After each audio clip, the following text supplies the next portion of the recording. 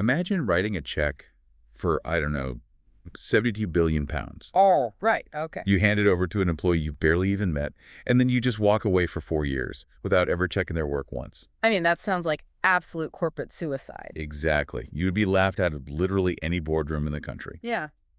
But in May 2026, well, that is exactly what millions of us did during the UK local elections. Yeah, we really did. We hired this massive workforce, handed them the keys to the Treasury, and honestly, the vast majority of us didn't even bother to conduct an interview. It's a staggering abdication of responsibility when you frame it that way. It really is. Because the scale of the company we are talking about here is just immense. According to the Open Council data UK tracking we're analyzing today, local government in the UK employs a workforce of 18,645 councillors. Wow. Yeah.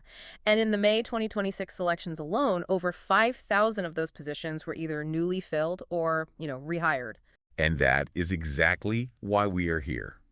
Welcome to today's deep dive. Yeah. We are tearing into a massive stack of sources today. We've got quite the reading list, haven't we? Oh, absolutely. We've got incredibly thorough post-election analyses from the Institute for Government. We've got on-the-ground data and commentary from the HISNAP's political blog. Which is brilliant, by the way. Spot on, yeah.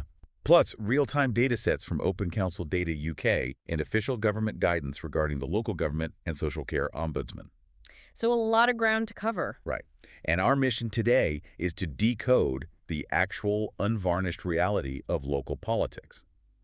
To do that, we are going to use a very specific lens. I want you, the person listening to this right now, to imagine that you are the boss. I like this analogy. You are the CEO of your local area. Those politicians, they're your employees. And those glossy political flyers they shoved through your letterbox last May, those are their CVs. Which is a brilliant framework, actually, because it forces us to look past all the political theater and examine the actual mechanics of the job. If we treat the electorate as the employer, we have to evaluate what we are actually hiring these people to do. How do we manage their performance? And, well, what does the latest company-wide performance review actually tell us about the health of the organization? But before we get into the minutiae of their job descriptions, we need to address the absolute chaos of the recruitment drive itself. Oh, the U-turn. Yes, because earlier this year, the government actively tried to cancel a massive chunk of these interviews. They really did try. So on Thursday, the 7th of May, 2026, elections ultimately took place for 4,851 council seats across 134 English councils. But late in 2025, the government attempted this massive hiring freeze. Yeah, they moved to delay elections in 30 local areas. Which would have paused the democratic process for over 600 seats. Right. And the official line from the Ministry of Housing, Communities, and Local Government was that this was just a necessary pause for local government reorganization. Right, reorganization. In December 2025, the government wrote to 63 councils that were undergoing various forms of restructuring. And the invitation was essentially, you are busy reorganizing your corporate structure. Would you like to delay your elections to save essential capacity and taxpayer money? Okay, let's unpack this. Because on paper, a temporary hiring freeze during a corporate merger makes perfect logical sense. It sounds perfectly reasonable, doesn't it? Right. You don't hire a new head of a department if you were about to dissolve that department entirely. But the Institute for Government Analysis paints a much more cynical picture of what was actually happening here. Was the government's argument about saving taxpayers' money actually valid, or was it just political maneuvering? Well, when you look at the political control of the 29 councils the government initially slated for this delay... Out of the 30, yeah. Right. 21 of them were Labor-led. 21. Only 5 were Conservative-led, 2 were Liberal Democrat, and 1 was Independent. You really don't need a degree in political science to see why opposition parties were screaming foul play there. No, not at all. I mean, it looked entirely like the government was trying to protect itself from taking a massive hit at the ballot box by simply canceling the elections in opposition strongholds. The optics were undeniably disastrous. Claiming capacity concerns is one thing, but when the geographical distribution of those delays overwhelmingly benefits one side of the political aisle, the whole taxpayer savings argument completely falls apart. It just evaporates. Absolutely. This wasn't just a quiet bureaucratic squabble. It escalated into a full-blown crisis of democratic legitimacy. Reform UK actually launched a formal legal challenge over these proposed delays. Yeah, they were scheduled to drag the government into the High Court in mid-February 2026, right? They were, yeah. But the government blinked first. On the 16th of February, they executed a massive U-turn, withdrawing the decision and just sort of vaguely citing recent legal advice. Recent legal advice, sure. So the vast majority of those 600 delayed seats went ahead as planned in May. But I noticed in the HISNAFS data that some of the really big regional mayoral elections did actually get pushed back. Yes, that's true. The government's rationale managed to hold water in a few specific regions where the structural changes were simply too vast to ignore. Where? Well, regional mayoral elections for areas like Cumbria, Greater Essex, and Norfolk and Suffolk were successfully pushed back to 2027 or 2028. Oh, I see. The argument there was structural. You cannot elect a regional mayor to preside over a geographical boundary that hasn't fully legally formed yet. Right, that makes sense. They needed the local government reorganization process to finish completely before a new executive could take office. Let's pull on that thread of reorganization for a second, because it directly impacts the power of the boss, our listener. It really does. The HISNAFS blog goes into quite significant detail about this shift from two-tier councils to unitary authorities. Yeah, the move to unitary. Because for decades, many areas have had a county council handling the big stuff, like transport, and then a district council operating underneath it handling local planning and bins. Exactly. But now we are seeing a massive push to merge these into single, unitary authorities that handle absolutely everything. Yeah. And look, I understand the corporate logic, streamlining operations, increasing purchasing power, but it seems to completely alter the relationship between the voter and the politician. It alters the very definition of local democracy. Let's look at the mechanics of this, from a practical standpoint. Okay. A traditional district councilor might represent a relatively small neighborhood. They live down your street, they drink in your local pub, and they represent maybe 3,000 or 4,000 people. Highly local. Highly local. But a unitary councilor, by contrast, absorbs all the responsibilities of the county, meaning their geographic ward becomes significantly larger, and the budget they manage becomes exponentially more complex. Right. So you are trading hyper-local accountability for administrative efficiency. Which brings us to the Northeast Combined Authority.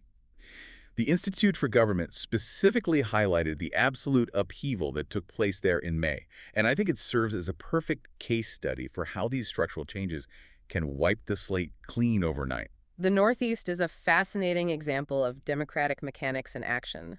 Labor ultimately defended their majorities on the Combined Authority Board there, but the underlying process was highly disruptive. Why was that? Well, because of the shift in administrative structures, the local government boundary commission had to step in. They undergo a process called rewarding. Reward. Essentially redrawing the map of who represents what to ensure every councilor represents roughly the same number of voters. And when you redraw the map, you can't just keep the old staff on the payroll. You have to force an all-out election. Exactly. Most councils usually elect by thirds. You vote for 1/3 of the council seats every year, which provides a degree of stability and institutional memory. You don't lose all your experienced staff at once. Spot on.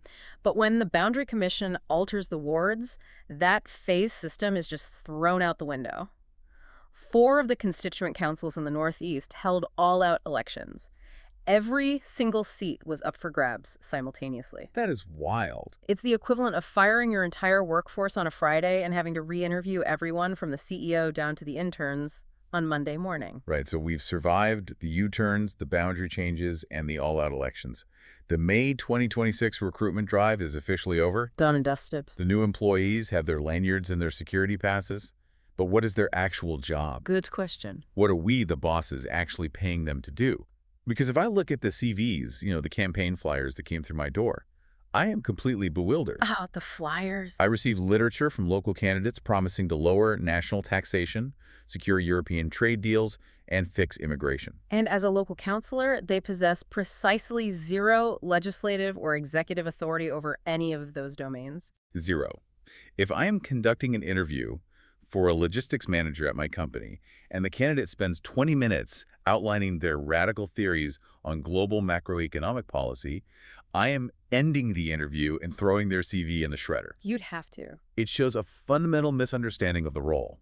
Why is there such a massive disconnect between what local politicians campaign on and what they actually have the legal power to execute? Well, the HisSnaps blog diagnoses this perfectly as a systemic flaw in how national political parties operate.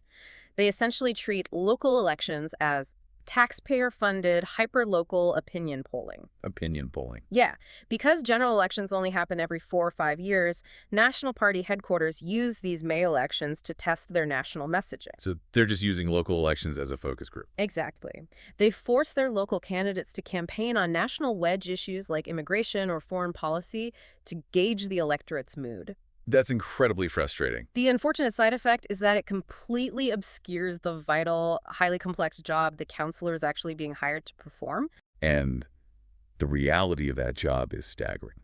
Let's look at the financial weight of these institutions. In England alone, local authorities spend £72.1 billion on public services in the 2023-24 financial year. 72 billion. The Institute for Government breaks down where that money actually goes, and it is entirely disconnected from the rhetoric on those campaign flyers. The numbers are incredibly sobering.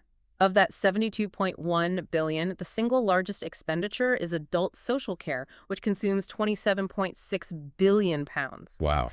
And then children's social care takes another 13.3 billion. So we are talking about more than half of all local government spending being poured into just two highly sensitive critical areas. Spot on. I really want to dig into the mechanics of that because adult social care sounds like a dry line item on a spreadsheet, but the reality of how a council procures and manages that is brutally complex, isn't it? Oh, it is arguably the most difficult challenge in British governance today. If we connect this to the bigger picture, when we talk about adult social care, we aren't just talking about council-run facilities anymore. Right, it's changed. Councils are legally obliged, meaning it is a statutory duty to provide care for vulnerable adults who meet certain criteria. But councils rarely provide all that care directly themselves these days. So what do? They act as massive procurement agencies. They buy care bed spaces and at-home visitation hours from private companies. And those private companies are being battered by national inflation, rising energy bills, and increases in the minimum wage for their care workers. Yes, which means the cost of a single residential care bed skyrockets. The council is legally bound to pay for it, but central government funding to the council has been severely cut over the past decade. So your newly elected local councillor is trapped in a vice. Completely trapped. They have to balance a budget that is mathematically shrinking in real terms, while the legal demand for social care in an aging population is exploding. Which forces them into making agonizing decisions about discretionary spending. I mean, if you have to find an extra £5 million to cover the rising cost of adult social care, and you legally cannot refuse to provide that care, where does the money come from? It comes from the things that aren't legally protected. Right. It means closing the local library, defunding the youth center, or reducing the frequency of bin collections. And this is exactly where the National Party rhetoric becomes actively damaging to local governance. How so? Well, a councillor who sits in a budget meeting grandstanding about national tax policy while the council is quite literally running out of money to pay for elderly care is, to use your analogy, stealing company time. Absolutely stealing company time. The Institute for Government's Public Services Performance Tracker illustrates just how dire this has become. Councils are depleting their emergency financial reserves just to meet everyday running costs. Yeah, I saw that. Several have had to issue Section 114 notices, right? Exactly, which is effectively declaring bankruptcy. And many more are requesting emergency bailouts from central government. To keep the lights on, they're being forced to squeeze the boss. They are raising council tax by the absolute maximum legal limit. Which is usually around 4.99% without triggering a local referendum. So you are paying more money for fewer services while your employee is busy tweeting about international treaties. Yet, knowing all of this, knowing that these people control £72 billion and decide whether your grandmother gets a 15-minute care visit or a 45-minute care visit, the voter turnout is utterly dismal. Historically, and this bears out in the trends around these May elections as well, turnout hovers between 30 and 40%. 30 to 40%. Yeah. Compare that to a general election, which typically sees around 65% turnout. It is genuinely mind-blowing. The people who dictate the immediate physical reality of your daily life, the state of the roads, the quality of local housing developments, the survival of local community assets, They are chosen by a minority of the population. 60 to 70% of the bosses don't even show up to the interview process. We are letting an incredibly expensive, vital corporation run completely on autopilot. We really are. And that profound lack of initial engagement makes the next phase of the employment cycle, performance management, incredibly fraught. This brings us to the accountability mechanisms. Let's say you are one of the 35% who actually bothered to vote. You hired someone who promised to fix the catastrophic pothole situation on your high street. A classic promise. Classic. But a year into their term, they haven't attended a single transport committee meeting and are spending all their time writing op-eds about foreign conflicts. As the boss, how do you manage them? Because unlike a normal company, I can't just call them into my office on a Tuesday afternoon and terminate their contract. What are the actual HR protocols for local government? The systems do exist, but they require a proactive electorate. The HisSnaps blog outlines the escalation process beautifully. We begin at level 1, the internal warning. Okay, the internal warning. Every elected councilor is legally bound by a formal code of conduct. This code is underpinned by the Nolan Principles of Public Life. Right, the Nolan Principles. Yeah, 7 ethical standards including integrity, accountability, and openness. If you believe your counselor has breached these principles, you can file a formal, written complaint to the council's monitoring officer. The monitoring officer. They function essentially as the internal HR director for the council, making sure the employees are adhering to the employee handbook. But how much teeth do they actually have? Can they fire someone? Their powers are strictly limited. The monitoring officer will assess the complaint. If they determine that a breach has occurred, perhaps the counselor was abusive in a public meeting or, used council resources for personal political gain, they can mandate an apology. An apology? Yeah, they can formally censure the counselor on the public record. They might even recommend to the council leader that the individual be removed from a specific influential committee. But crucially, they cannot legally suspend or disqualify a counselor from office. So it's a formal slap on the wrist, a note in their personnel file. Basically, yes. If I feel the internal HR process has failed, or perhaps the monitoring officer is compromised by political pressure, where do I escalate? You escalate to level 2, the external auditor. This is the Local Government and Social Care Ombudsman, or the LGSCO. The official gov.uk guidance we reviewed details their remit perfectly. They are an entirely independent, free, and impartial investigative body. But I'd actually push back on how useful they are for managing a bad politician. Right. Because the ombudsman isn't a police force, are they? They don't kick down the doors of the council chamber and arrest a counselor for being terrible at their job. No, that is a vital distinction. The ombudsman does not investigate political disagreements. They investigate claims of maladministration leading to injustice. Okay, walk me through a hypothetical scenario of what maladministration actually looks like in practice. All right, let's say your mother requires a place in a residential care home. The council conducts an assessment and denies her the funding, claiming she doesn't meet the threshold. Okay. You appeal, the council rejects the appeal, and your local counselor ignores your emails asking for help. You cannot go to the ombudsman just because you disagree with the council's decision. Right, because that's just a disagreement over policy or assessment. Exactly.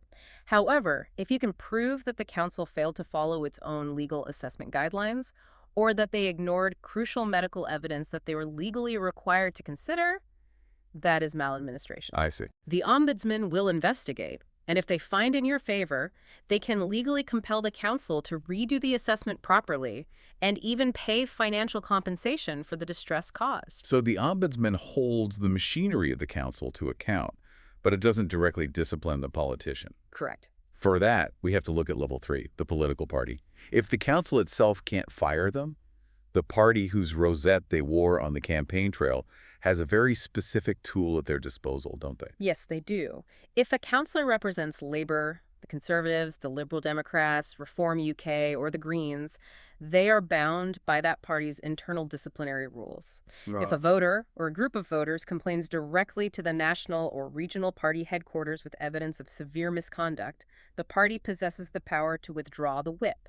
Explain the mechanics of withdrawing the whip at a local level. What does that actually do to the employee's standing? It is the political equivalent of publicly disowning them.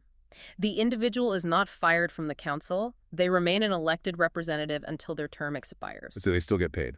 They still receive their allowance, yes.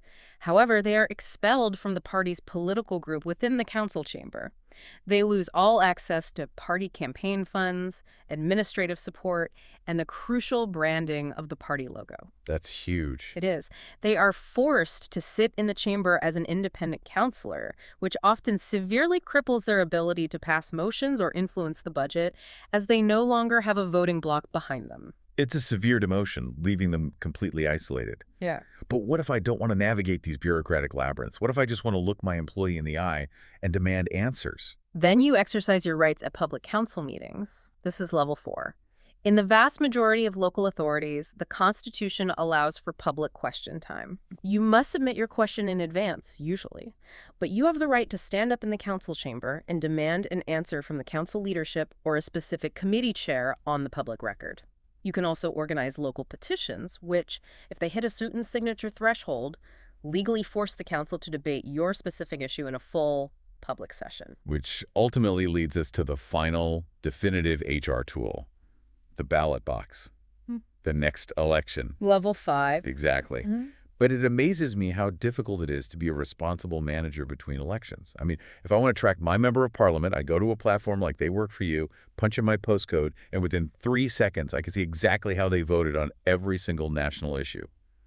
We have absolutely nothing of that caliber for local councilors. No, the infrastructure just isn't there yet. If I want to find out how my local employee voted on a controversial housing development, I have to navigate a sluggish Byzantine Council website, download a 40-page PDF of meeting minutes from 6 months ago, and scroll through dry administrative jargon to find a single recorded vote. It is an incredible amount of friction designed, it feels like, to keep the boss in the dark. The friction is undeniable, and it stems from a lack of unified digital infrastructure across 134 different administrative kingdoms. However, the Open Council Data UK datasets prove that the information is legally required to be public. A responsible voter just must learn to check 2 critical documents. Okay, what's the first one? The first is the attendance record. Most councils publish an annual table showing exactly how many meetings a councillor was expected to attend versus how many they actually showed up to. And wait, is there a legal minimum? Like, what if they literally decide to take a year-long holiday and never show up? There is a statutory limit, yes. A councillor is automatically disqualified from office if they fail to attend any official council meetings for 6 consecutive months without prior formally approved dispensation from the council. 6 months? Yes. The only other avenue for automatic disqualification during a term is if they receive a criminal prison sentence of 3 months or more. Wow. So as long as they show up once every 5 months and stay out of prison, they get to keep the job. Pretty much. That makes the second document you mentioned even more critical then. The Register of Interests. Every councillor is legally mandated to declare their financial and personal interests within 28 days of taking office. This includes their primary employment, any businesses they own, any land or property they hold in the council area, and any gifts or hospitality they receive above a certain monetary threshold. This is how you catch the conflicts of interest. If your council is voting to approve a massive, multi-million-pound logistics park on the edge of town, you need to check the Register of Interests to ensure your councilor doesn't secretly own the agricultural land adjacent to the site, or hasn't been receiving expensive corporate hospitality from the developers. Exactly. It's tedious work, but it is the only way to ensure the employee is working for the company and not for themselves. And while the official systems are clunky, we should acknowledge volunteer-led platforms like localdemocracy.uk, which are increasingly trying to aggregate this attendance and tenure data to reduce that friction for the average voter. All right, so we have established the stakes. We know how the hiring process was disrupted. We know they managed a staggering £72.1 billion largely dedicated to social care. And we know the deeply flawed mechanisms available to hold them accountable. The groundwork is laid. Now let's open the envelope. Let's look at the company-wide performance review from May 2026. Let's look at the actual statistical reality of these elections. The data from May 2026 presents quite a complex narrative. As we noted, over 5,066 councillors were elected across English authorities, representing roughly a third of the total UK council workforce. Let's start with the big picture before we drill down. The headline was that the Labour Party took a significant hit. They lost roughly 60% of the seats that were up for contest in this specific cycle. Yet, despite those losses, they remained the largest party in local councils overall across the UK. How did the math on that work? It comes back to the staggered election cycle we discussed earlier. Hmm. Because most councils elect by thirds, Labor had banked an enormous number of seats in previous, highly successful election years. Oh, right. So while they took a severe beating in the specific seats contested in May 2026, their overall accumulated massive majority across the country insulated them from losing total control of the local government landscape. But the real earthquake in the data was Reform UK. Looking at the Open Council data tracking, the scaling is almost unbelievable.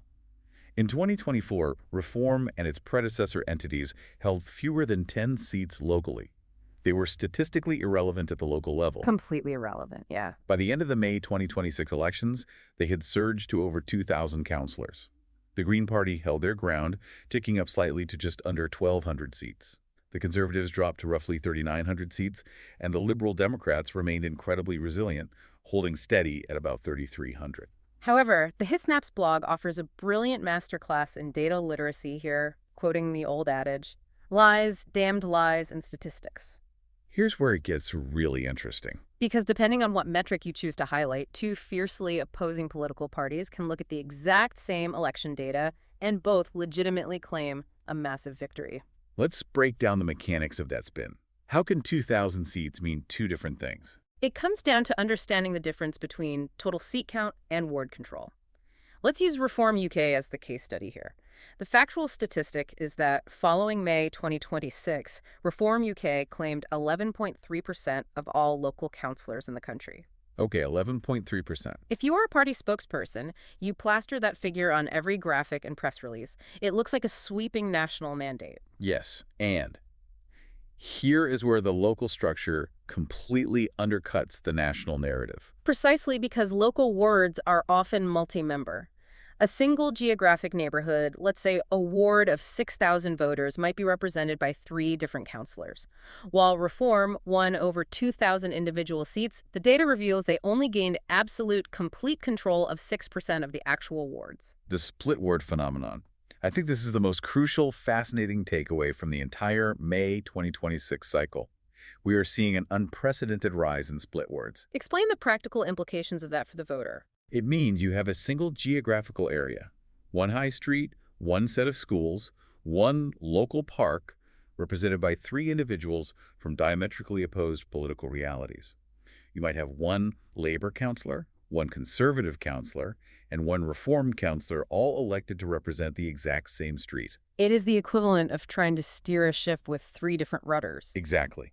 They are forced to manage the same hyper-local budget, respond to the same resident complaints, and agree on planning permissions, despite representing entirely different ideological wings of the electorate. And this brings us to a highly revealing metric buried in the Open Council data UK tracking: staff retention. Oh, this is fascinating data. Hiring an employee during a populist wave is one thing. Retaining them when the boring reality of the job sets in is entirely different. The early data on councillor stability tracking defections, resignations, and ejections shows a stark contrast between the established parties and the insurgent ones. Looking at the data, the established parties run a remarkably tight ship. The turnover rate for Labor councillors is sitting at approximately 3.1%. The Liberal Democrats, who have spent decades building formidable local community infrastructure, have an even lower turnover rate of 2.4%. Very stable. The Conservatives are slightly higher at 6.0%. But then I looked at Reform UK, and they're hemorrhaging councillors at a rate of 11.5%. 11.5%. More than 1 in 10 of their newly minted employees are quitting, defecting to other parties, or having the whip withdrawn by their own leadership within an incredibly short time frame. That is not normal attrition.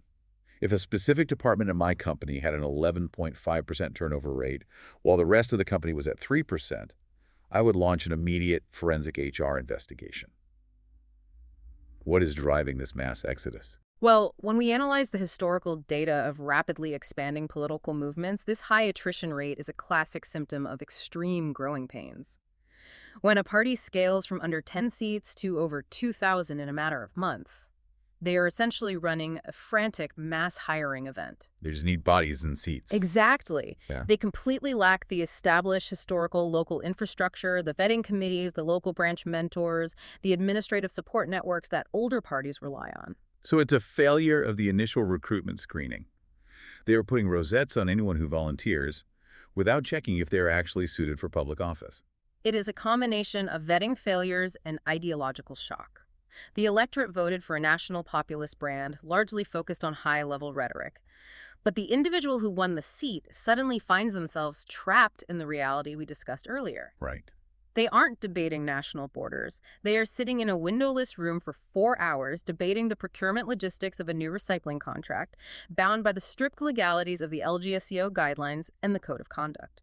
It's a completely different job. Adapting to that suffocating bureaucratic environment is deeply frustrating for a candidate who thought they were joining a national revolution. I would also argue it's a symptom of poor hiring by the voter. If you hire someone based on a CV that promises the moon, you shouldn't be surprised when they quit after realizing the job is actually about cleaning the gutters. Which leads to a fascinating, overarching conclusion drawn by the HISNEP's blog regarding the state of the nation. They conducted a rough ideological categorization of the thousands of councillors elected grouping Labor and the Greens generally on the left, Conservatives and Reform on the right, and the Liberal Democrats and Independents as centralist. Okay. Given the chaotic headlines and the massive surge of insurgent parties, you would expect the data to show a deeply polarized, extreme country. But the data shows the exact opposite. Exactly. The empirical data suggests the UK local political landscape is incredibly deeply balanced. The nation remains slightly more left-leaning overall at the local council level, but the most significant, consistent growth over the long term has been among independents and centralist candidates. We are not a country of wild extremes. We are a country of minute, even splits, which means that in almost any given local authority, the ruling administration is trying to govern a population that is deeply fractured.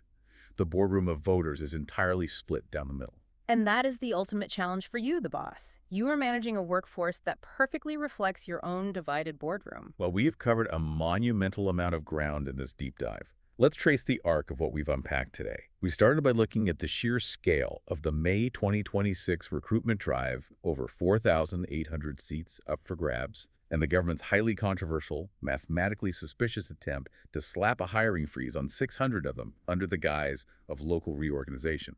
A very messy start. Very. Then we stripped away the national political theater to reveal the actual job description.